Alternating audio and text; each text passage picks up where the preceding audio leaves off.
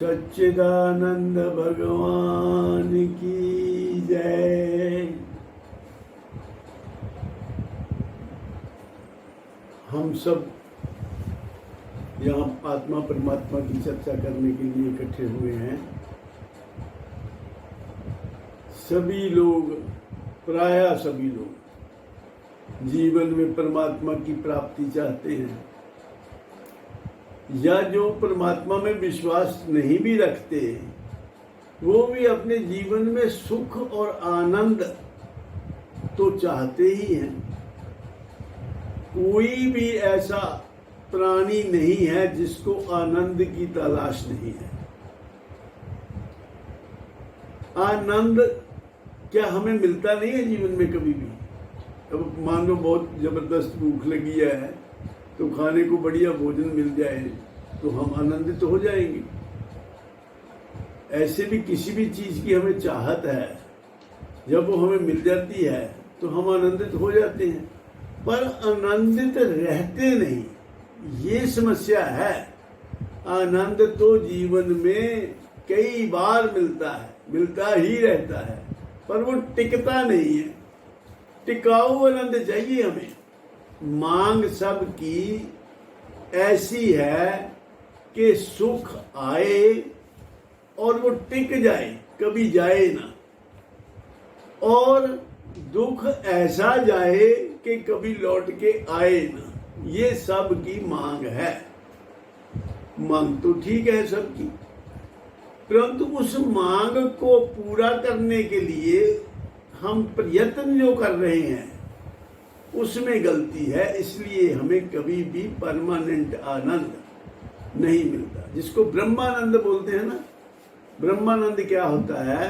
ब्रह्मानंद सदा के लिए होता है, जो अनंत समय के लिए हो और अनंत मात्रा का हो, उसको ब्रह्मानंद कहते हैं। तो हम तलाश कहाँ करते उसकी? ब्रह्मानंद की।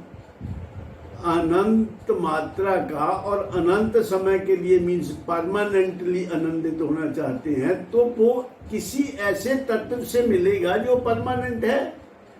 कोई ऐसा तत्व हमें मिल जाए जो परमानेंट है, जिसकी कभी कमी नहीं होती, उसके साथ हमारा संयोग हो जाए तो हम हमेशा के लिए आनंदित हो सकते हैं। तो लेकिन हम जितनी भी चीजें जिसमें आनंद खोजते हैं वो सब टेम्परेरी हैं। हम ऑब्जेक्ट्स से आनंद ढूंढते हैं, और ऑब्जेक्ट जो है यानी जो दृश्य है, हर दिखने वाली चीज जो है वो कभी हमेशा रहने वाली नहीं होती, तो उसमें से हमेशा रहने वाला आनंद कैसे मिलेगा? जब से हमने होश संभाला, या जब से हम दुनिया में आए, हम बाहर वाली चीजों को ही देखते हैं, बाहर वाली चीजों को ही जानते हैं, क्योंकि इंद्रियां जो है जिनसे हमें जानकारी होती है, जिनसे ज्ञान होता है, वो बाहर हैं।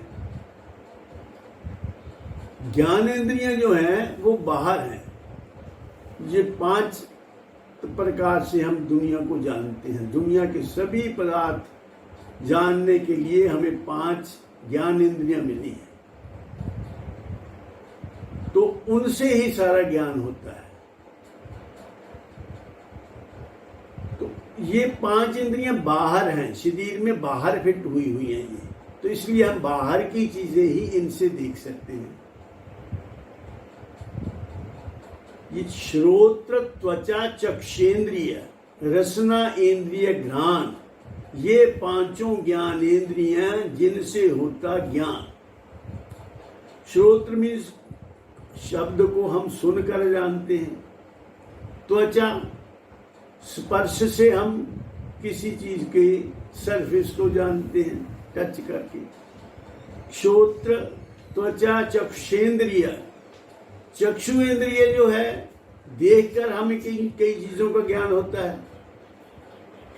रसना, ये चख कर किसी चीज का स्वाद का ज्ञान हमें चख कर होगा। सारे शरीर में कहीं भी शहद लगा दो तो शरीर के किसी हिस्से से भी ये पता नहीं चलेगा कि ये मीठा है। थोड़ा सा भी इसका जीव को लगाओगे शायद तो हमें पता चल जाएगा कि ये मीठा है। तो जो जिस इंद्रिय का विषय है उसी से उसका ज्ञान होता है। तो ये बाहर बाहर वाली चीजों का ज्ञान होता है, और बाहर जो भी कुछ दिखाई दे रहा है वो सब टेम्परेरी है, वो सब बदलने वाला है, वो उसमें हमेशा चेंज होती रहती है। तो जो हमेशा बदलने वाली चीजें हैं उनसे परमानेंट सुख कैसे मिल सकता है? तो परमानेंट सुख फिर कैसे मिले? परमानेंट सुख हमारे भीतर है, अपना हमारा स्वरूप है, हमारी अपनी रियल नेचर है। जो हम वास्तव में हैं वो हम सुख स्वरूप हैं, हम सत्य चित्त आनंद हैं, हम शरीर नहीं हैं। हम शरीर तो हमारा एक इंस्ट्रूमेंट है। शरीर के अंदर जो हम हैं, जो सुखी होना चाहते हैं वो सुखी है ही, लेकिन हम जो हम वास्तव में हैं हम अपने को मानते नहीं।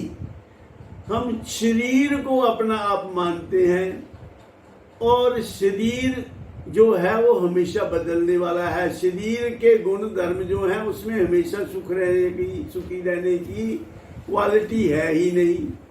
शरीर में तो जन्म मृत्यु जरा व्याधि दुख सुख आदि सब शरीर में होंगे, और जब हम अपने आप को शरीर मानेंगे तो ये सारी चीजें हमें होंगी। हमारी मान्यता गलत है, हमें मान्यता अपनी करेक्ट कर देनी चाहिए, तो सब प्रकार से हम सुखी हो जाते हैं। हम वास्तव में हैं क्या?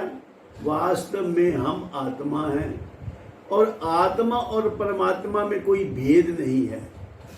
आत्मा परमात्मा का अंश है, स्थिति में भेद है। जब एम्बॉडीड सोल हैं हम एम्बॉडीड गॉड हैं। जो परमात्मा जब शरीर में आता है तो आत्मा संज्ञा को प्राप्त होता है। गीता जी के 20वें मंत्र में 10वें अध्याय के 20वें मंत्र में बताया है, अहम आत्मा गुडाकेश सर्वभूताश स्थितः अहम आदिश्च मध्यम च भूतानाम अंतरिव च। अगर हम इस आत्मा को टच कर लें, जान लें, रियलाइज कर लें, अपने आप को आत्मा समझ लें, अनुभव कर लें, तो हम सदा के लिए सुखी हो सकते हैं। तो फिर इसके लिए क्या करना चाहिए? क्या पुरुषार्थ किया जाए कि इसको हम आत्मा को जान लें, आत्मा को अनुभव कर लें, हमें आत्मानुभूति हो जाए।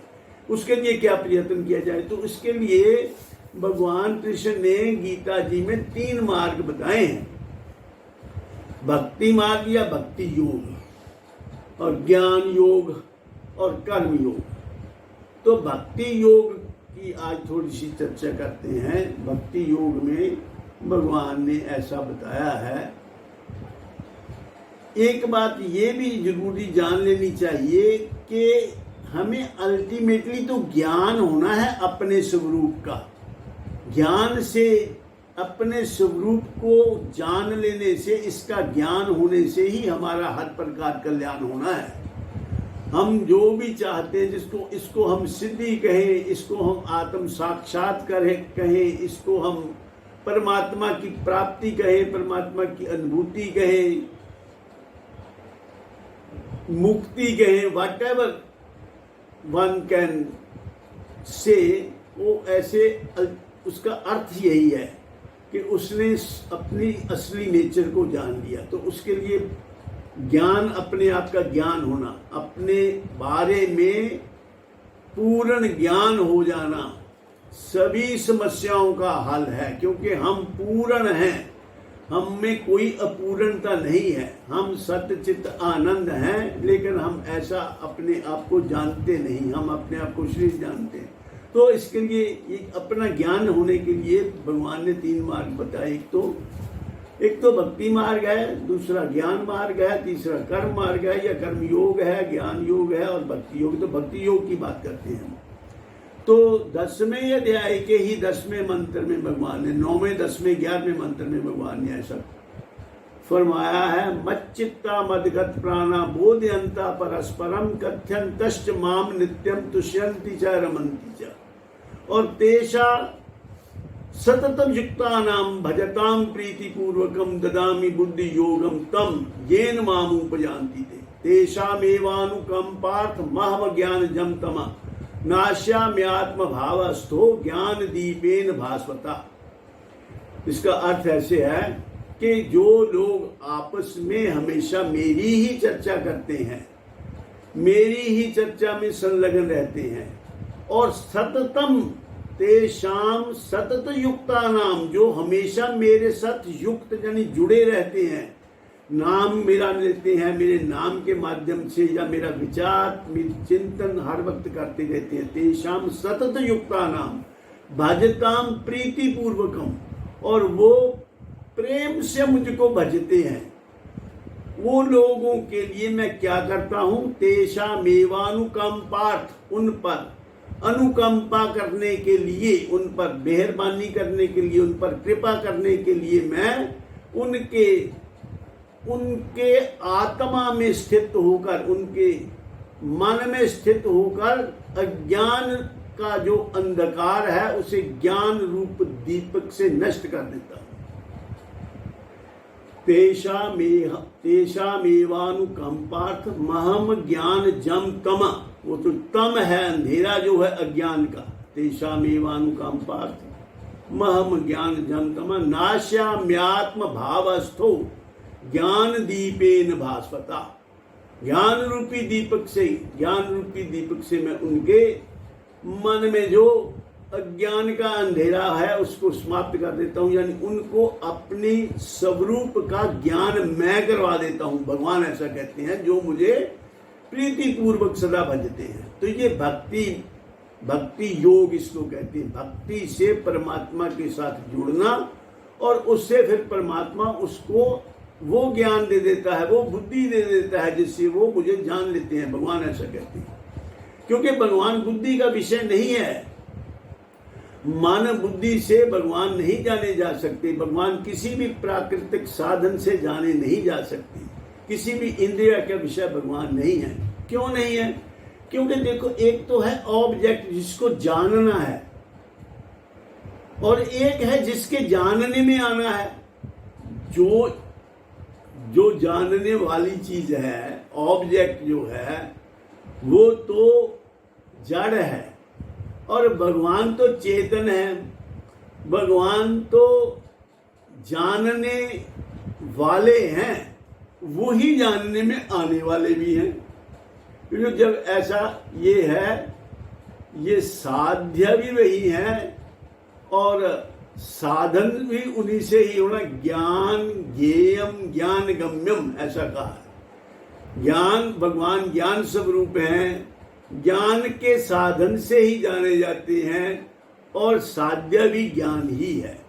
तो इसलिए भगवान कहते हैं कि मैं ऐसी बुद्धि देता हूं, वो विशेष बुद्धि है जिससे वो जाने जाते हैं, और वो भगवान की कृपा से मिलती है। तो इसलिए भगवान का मनन चिंतन करने से हमें अपने बारे में ज्ञान हो जाता है। वास्तव में तो अपने आप को जानना, जो चीज हम स्वयं हैं और हमारे ही अंदर है, उसको जानने में क्यों दिक्कत आती है? उसको जानने में दिक्कत इसीलिए आती है कि हमने अटेंशन इस तरफ नहीं दी। हमारी सारी जो अटेंशन है हमारी, वो बाह्य जगत की तरफ है। जब हम बाहर से अपने आप को इनवर्ट होते हैं, अंदर की तरफ मुड़ते हैं, तो हमें अपनी जानकारी होती है, और उसी से हमारी सारी समस्याओं का हल हो जाता है। तो इसीलिए कहा है कि आत्म साक्षात्कार जो है वो बहुत कठिन भी है और बहुत आसान भी है। कठिन इसलिए कि हम जानते नहीं कि कैसे आत्म साक्षात करना। हम बाहरी अपने जो ज्ञान के साधन हैं, जो चक्षु है, त्वचा है, श्रोत्रेंद्रिय है, इन्हीं से जो 5 ज्ञानेंद्रियां, उनसे हम जानना चाहते हैं, वो संभव नहीं है। इंद्रियों का विषय नहीं भगवान। और अंदर हमें जाने के लिए विधि नहीं आती, किसी ने बताया नहीं है।